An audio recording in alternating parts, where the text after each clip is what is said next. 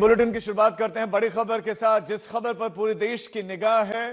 सैफ अली खान पर अटैक के इस मामले में बड़ी जानकारी आपको दे दें। बड़ा घटनाक्रम इस मामले में सामने आया, जहां देर रात पुलिस ने सैफ अली खान के घर पर क्राइम सीन को रिक्रिएट किया है। आरोपी को साथ में लेकर मुंबई पुलिस की टीम सैफ अली खान के घर पर पहुंची।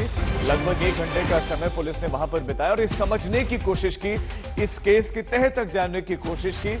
आरोपी घर में दाखिल कैसे हुआ, कैसे में 12वीं मंजिल तक पहुंच गया, कैसे सैफ अली खान के घर के फिर भीतर दाखिल हुआ, वहां किस किस कमरे में गया, कितनी देर वहां पर रुका, वारदात को कैसे अंजाम दिया। लगभग 1 घंटे का समय पुलिस ने आरोपी के साथ इस घर में बिताया, क्राइम सीन को रिक्रिएट किया। 16 जनवरी को सैफ अली खान पर हमला हुआ था। कई बार चाकू से उनके शरीर को जख्मी किया गया था। सैफ अली खान अस्पताल में है और आज वो डिस्चार्ज भी जानकारी मिलने के हो जाएंगे। लेकिन आरोपी मोहम्मद शरीफुल इस्लाम शहजाद को लेकर मुंबई पुलिस की जो टीम है वो सैफ अली खान के घर पर पहुंचे।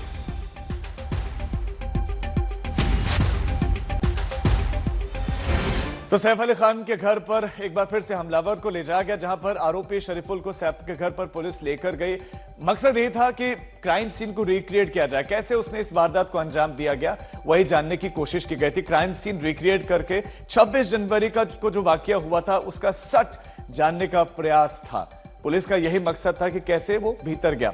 और सूत्रों की माने तो शरीफुल ने पुलिस को यह बताया कि 16 जनवरी की रात को क्या क्या हुआ था। उसने पुलिस को बताया कि कैसे वो दाखिल हुआ। पुलिस ने शरीफुल से यह पूछा कि सैफ के घर से वो घर में घुसा कैसे पहला, फिर उसके बाद वो भागा कैसे। ये सारी जानकारियां, ये सारे सवाल उसी घर में जाकर ही पुलिस ने एक बार फिर से शरीफुल से पूछे। तो इस क्राइम सीन को रिक्रिएट किया गया, यानी कि बिल्कुल वैसे ही उसे जानने की कोशिश की गई जैसे अंजाम दिया गया।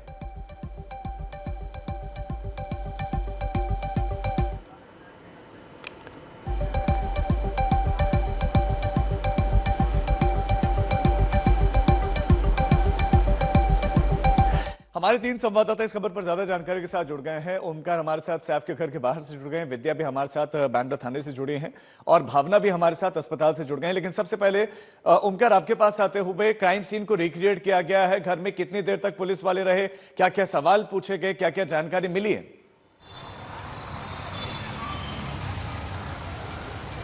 तो इस पूछताछ की और इन्वेस्टिगेशन की सबसे अहम कड़ी थी कि किस रास्ते से ये आरोपी घर के अंदर आया, और ये जानना था पुलिस को। इसलिए सीन को आज सुबह 5 बजे रिक्रिएट किया गया। 1 घंटे से ज्यादा पुलिस और आरोपी के साथ इसी जगह थी। मैं भी ये सतगुरु सड़क, जहां पे सैफ अली खान का रेसिडेंस है, उसी के बाहर खड़ा हूँ। और ये अगर दीवार देखें, 6 से 8 फीट की दीवार है। इसे कोई भी क्लाइंब करके उस साइड जा सकता है। लेकिन एजेंसीज को एक सवाल बार बार पूछा जा रहा था कि वो घर के अंदर कैसे गया। आज पहली बार ये दिखा है कि इससे पहले जो एसी डक की बात हो रही थी, वो एसी डक जहां वो पहली मंजिल तक ऊपर सीढ़ी से गया और फिर एसी डक से उसने बाहर आया। अब ये ऊपर 12वीं मंजिल की तरफ आप देखोगे तो समझ में आएगा कि एसी डक के यहाँ बांबू और प्लाईवुड ला के उसे क्लोज कर दिया गया है, और वही उस सीन को रिक्रिएट किया गया था, क्योंकि वही से वॉशरूम की तरफ हो गया और वॉशरूम की तरफ से बेडरूम में उसने एंटर किया था। उसे अब ये एजेंसीज ने प्लाईवुड और वहां बांबू लगा के उसे क्लोज कर दिया गया है। और आज सुबह जब 5 बजे उसे लाया गया था, तभी इस पूरे बिल्डिंग में वो एग्जैक्टली कैसे आया, किस रास्ते से अंदर गया और कितनी देर तक था, क्योंकि स्टेटमेंट तो उसका ऑलरेडी रिकॉर्ड हो चुका है। लेकिन स्टेटमेंट में जो बातें कही गई थी, वही सब चीजों को, जिसे हम प्रैक्टिकल कहते हैं, कि वहां जाके उसे छानबीन करना हो या फिर इस सब चीजें की गई। Second important thing is fingerprints जो थे, जिस विंडो से वो अंदर आया था, वहां उसके फिंगरप्रिंट्स पाए गए हैं। तो ये सब भी पुलिस को लेना था, और इन्वेस्टिगेशन तभी आगे जाएगा जब ये स्टेटमेंट, उसके पुख्ता सबूत, और जिसे हम सब्सटेंशियल एविडेंस कहते हैं, सबूतों को जुटा रहे हैं, फिंगरप्रिंट्स भी आप बता रहे के लिए गए हैं। आप सभी हमारे साथ बने रहे। तो सैफ के घर में ये शहजाद कैसे पहुंचा? बिल्डिंग के पिछले गेट से इनसे एंट्री मारी, फिर सीढ़ियों से ये 10वीं मंजिल तक पहुंचा, फिर उसके बाद डक्ट पाइप से ये ऊपर की ओर चढ़ा, जिसके हमने कुछ देर पहले आपको तस्वीरें भी दिखाई। बिल्कुल ये उसने तरीका अपनाया। बिल्डिंग के जो बैक गेट है वहां से ये ऊपर की तरफ गया। उसके बाद जैसे ही डक्ट पाइप से ऊपर चढ़ा, फिर ये इलेक्ट्रॉनिक फ्लोर पर पहुंचा। वहां पर जाकर फिर ये बाथरूम के जरिए घर में एंटर कर जाता है। सैफ अली खान के बेटे के उसके बाद कमरे में ये घुस जाता है और फिर बाथरूम से घर के अंदर ये दाखिल होता है। ये इसने तरीका अपनाया, ये ऐसे एंटर होता है।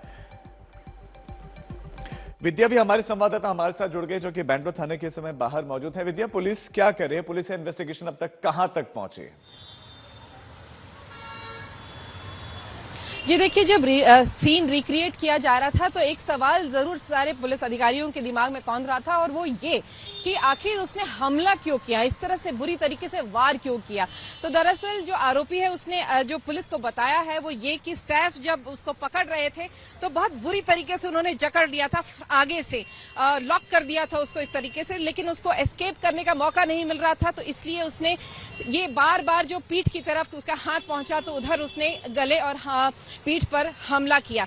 जो सबसे बड़ी दूसरी बात है कि आखिरकार ये जो आरोपी है वो इतने दिनों तक क्यों कैसे छुपा रहा, तो दरअसल वो घबरा गया था। पुलिस बार बार उससे जब पूछताछ कर रही थी तब उनको पता चला कि दरअसल आरोपी गीतांजलि पकड़कर जब उसे देखा कि सीसीटीवी कैमरे में उसकी जो फुटेज है वो फ्लैश हो रहे हैं, हर जगह दिख रहे हैं, तो घबरा गया था।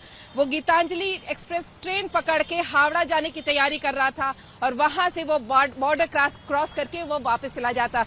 बार बार पुलिस यही कह रही है कि उसका यहाँ पर कोई परिवार नहीं है, उसके जो भाई हैं और उसका जो माता पिता हैं वो सब बांग्लादेश में रहते हैं और वो वही वहां जाने की कोशिश कर रहा था।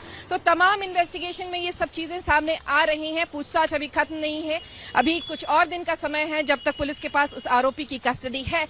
तो पूरी तरीके से जो सीन रिक्रिएशन है, जैसे घर से लेके गए पुलिस, आप समझिए वो बैंड स्टैंड, यहाँ पर बैंड्रा का जो बस स्टॉप जहां पर वो काफी देर बैठा रहा, उसके बाद रेलवे स्टेशन गया, तो ये सारी चीजों का रिक्रिएशन करके मुंबई पुलिस समझने की कोशिश कर रही है कि उसने वो पूरे क्राइम सीन के बाद किया क्या था। जी विद्या, बनी रहे हमारे साथ। तो बड़ा अपडेट आप दे रहे हैं कि मकसद ये था कि कैसे बांग्लादेश भागे वो, और अब पुलिस इन्वेस्टिगेशन करे। इस बीच में एक बड़ा अपडेट आपको देते हैं। सैफ अली खान को जख्मी हालत में अस्पताल ले जाया गया था, उनका इलाज वहां पर चला और आज अस्पताल से सैफ अली खान डिस्चार्ज होंगे।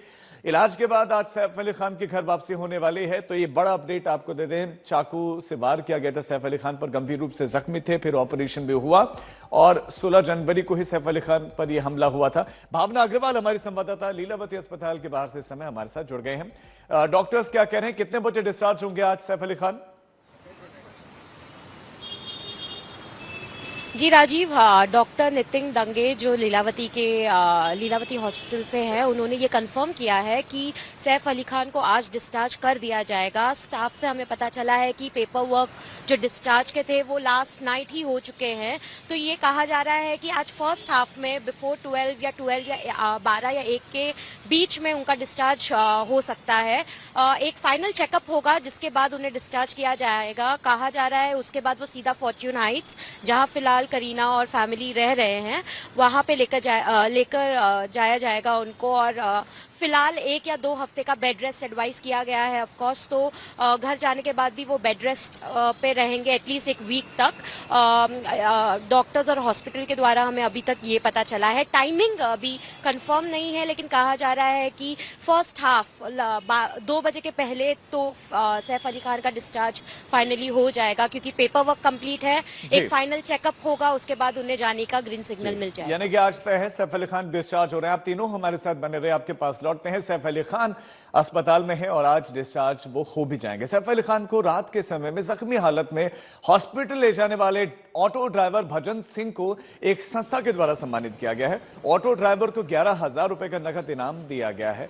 कुछ इस तरह से एक संस्था ने उनको सम्मानित किया और उसके बाद उनको 11,000 रुपए भी दिए गए। सैफ अली खान को खून से लथपथ अवस्था में यही ऑटो ड्राइवर रात के समय में अस्पताल ले गए थे और जानकारी मिली है कि उस समय उन्होंने बुरी अवस्था में देखते हुए किसी तरह की जिद भी नहीं की कि पैसा दीजिए, और सैफ अली खान को मकसद ये था कि पहले उपचार मिले, प्राथमिकता ये थी। इसके लिए भी ये जी मुझे बहुत खुशी हुई। इस बात का मुझे गर्व है, किसी इंसान की मैंने जान बचाई है। जैसे आज मुझे जो सम्मानित किया जाता, उस चीज़ के लिए बहुत गर्व महसूस हो रहा मेरे को। आज जो खुशी हो रही कि मैं एक ऑटो ड्राइवर जो भी है, मैंने कभी इतना ये नहीं सोचा था कि मेरे को इतना वो हो जाएगा, बट ये देख रहा हूँ कोई किसी स्टार की मैंने अगर जान बचाई है तो बहुत मुझे ये खुशी महसूस हो रही है।